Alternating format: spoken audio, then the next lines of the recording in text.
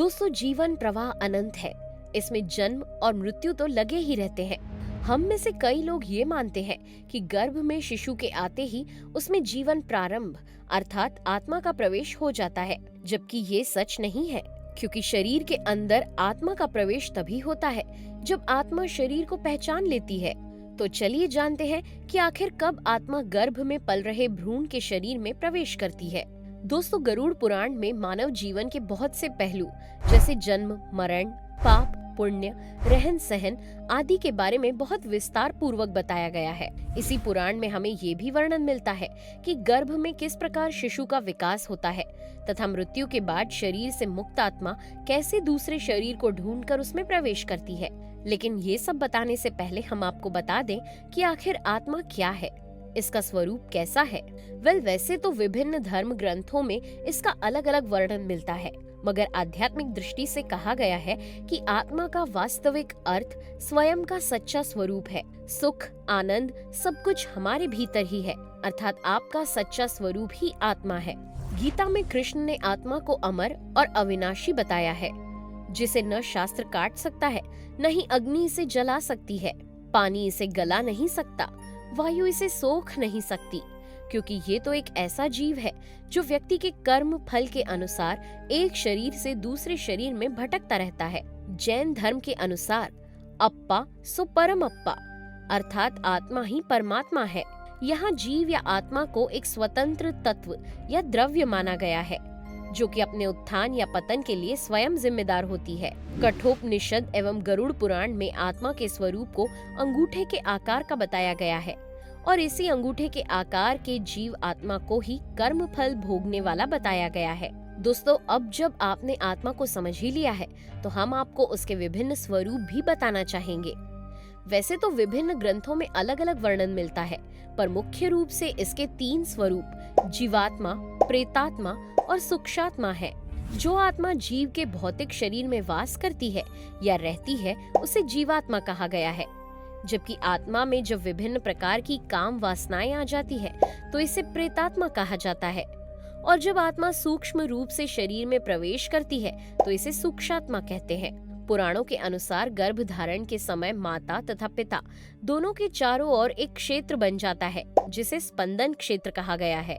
ऐसा माना जाता है कि माता पिता के आंतरिक और मानसिक भाव जिस प्रकार के होते हैं, वैसा ही क्षेत्र इनके चारों ओर विकसित होता है तथा यही स्पंदन क्षेत्र अपने से मिलते जुलते हाव भाव वाली आत्मा को अपनी ओर आकर्षित करता है।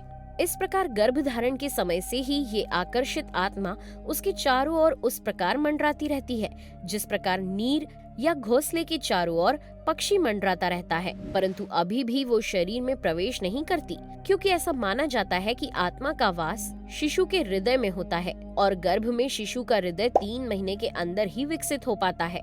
इसलिए वह 3 महीने तक माता के आसपास ही बनी रहती है तथा धीरे धीरे शरीर में प्रवेश करने के लिए अपना बल भी लगाती रहती है। फिर जब आत्मा हृदय में प्रवेश कर जाती है, तो उसके बाद शरीर के अन्य अंगों का भी विकास होने लगता है। अगर आध्यात्मिक दृष्टि से माने, तो शिशु के शरीर के विकसित होने के साथ ही उसमें आध्यात्मिक चक्र भी विकसित होने लगते हैं, जिनमें 7 महत्वपूर्ण चक्र माने गए हैं, जो कि मूलाधार, मणिपूरक, स्वाधिष्ठान, अनाहत, विशुद्धि, आज्ञा और सहस्रार है। दोस्तों, इन चक्रों के निर्माण के साथ ही शिशु के शरीर में ऊर्जा संचार का मार्ग भी बन जाता है। फिर जब गर्भ में पल रहे शिशु का मस्तिष्क विकसित हो चुका होता है, तो उसके मस्तिष्क के पिछले भाग में सहस्त्रार चक्र का सृजन होने लगता है।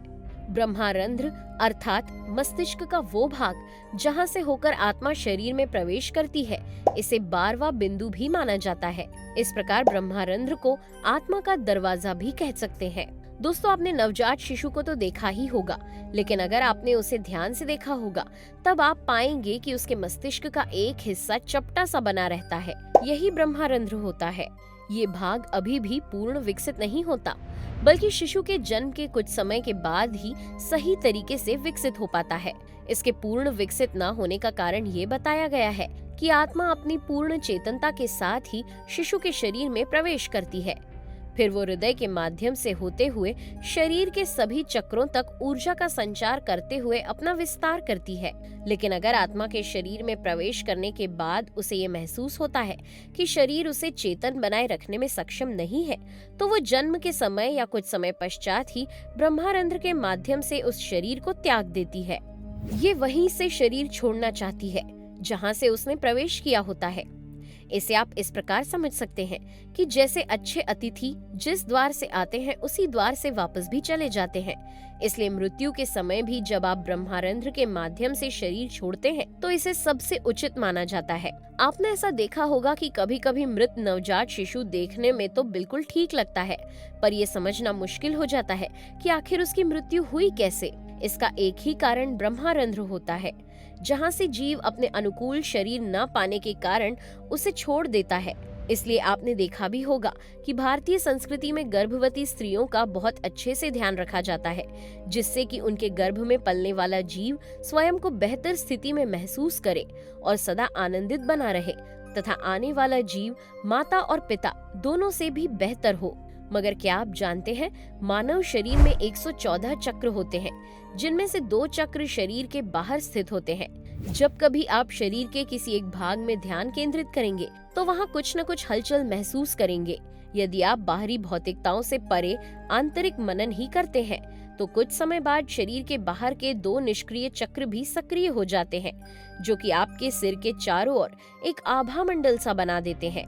दोस्तों, इसमें इतनी ऊर्जा होती है कि ये विभिन्न विचारों में आपको एक निश्चित दृष्टिकोण देता है। इसी आभा मंडल को हम शरीर का एंटीना भी कहते हैं। तो दोस्तों, कैसा लगा आपको हमारा ये वीडियो? कमेंट करके जरूर बताइएगा। और हाँ, जाते जाते वीडियो को लाइक और चैनल को सब्सक्राइब जरूर कीजिएगा। Thanks for watching.